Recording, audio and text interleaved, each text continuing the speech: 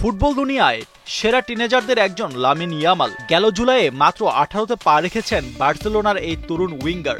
কৈশোর পার না হতেই তার নামের পাশে যুক্ত হয়েছে অনেক সাফল্য। তবে ইয়ামাল থেমে থাকতে চান না, তার চোখ এখন তিনটি লক্ষ্যের দিকে: চ্যাম্পিয়ন্স লিগ, ব্যালন ডিওর আর বিশ্বকাপ। সম্প্রতি স্প্যানিশ টেলিভিশন চ্যানেল টিভিই কে দেয়া এক সাক্ষাৎকারে ইয়ামাল স্পষ্ট করে বলেছেন বার্সেলোনার হয়ে চ্যাম্পিয়ন্স লিগ জিততে চান তিনি। তবে কেবল এতেই সীমাবদ্ধ নন তিনি, জাতীয় দলের হয়েও বিশ্বকাপ জিততে চান।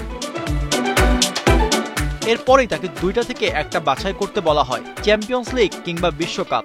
ইয়ামালের সাফ জবাব, লড়াই হবে দুটোর জন্য, দুটো ট্রফি তুলতে চান হাতে। ইয়ামালের আরেকটি স্বপ্ন ব্যালন ডিওর। 22 সেপ্টেম্বর দেওয়া হবে এবারের বর্ষসেরা ফুটবলারের অ্যাওয়ার্ড, আর সেখানে তিনিও একজন কন্টেন্ডার। প্রত্যেক ফুটবলারের স্বপ্ন থাকে এই ট্রফি জেতার। যদি কেউ বলে সে চায় না, তবে সে মিথ্যা বলছে, এমনটাই বললেন ইয়ামাল। মাঠের বাইরের সমালোচনা কিংবা 10 নম্বর জার্সির কাছে প্রত্যাশা ইয়ামালের খেলার বাড়তি চাপ ফেলছে না।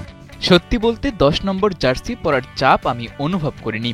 মাঠে আমি যা করি সেটির কারণেই আমাকে নিয়ে কথা হচ্ছে।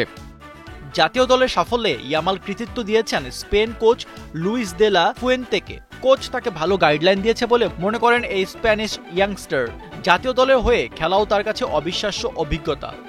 এত কম বয়সে জাতীয় দলে ডাক পাবো ভাবিনি। টিভিতে যাদের খেলা দেখে বড় হয়েছি তাদের সাথে খেলার সৌভাগ্য হয়েছে। এখন লক্ষ্য বিশ্বকাপ। স্বপ্নবাজ এই তরুণের সামনে অনেক সময় পড়ে থাকলেও নিজের স্বপ্ন পূরণে বিভোর লামিন ইয়ামাল। 18 বছর বয়সেই তিনটি সবচেয়ে বড় অর্জনের দিকে তাকিয়ে আছেন: চ্যাম্পিয়ন্স লিগ, ব্যালন ডিওর এবং বিশ্বকাপ। এখন দেখার বিষয় এই টিনেজার কত দ্রুত তার স্বপ্নগুলোকে বাস্তবে রূপ দিতে পারে। আশফাকুর রহমান, সিয়াম, 71।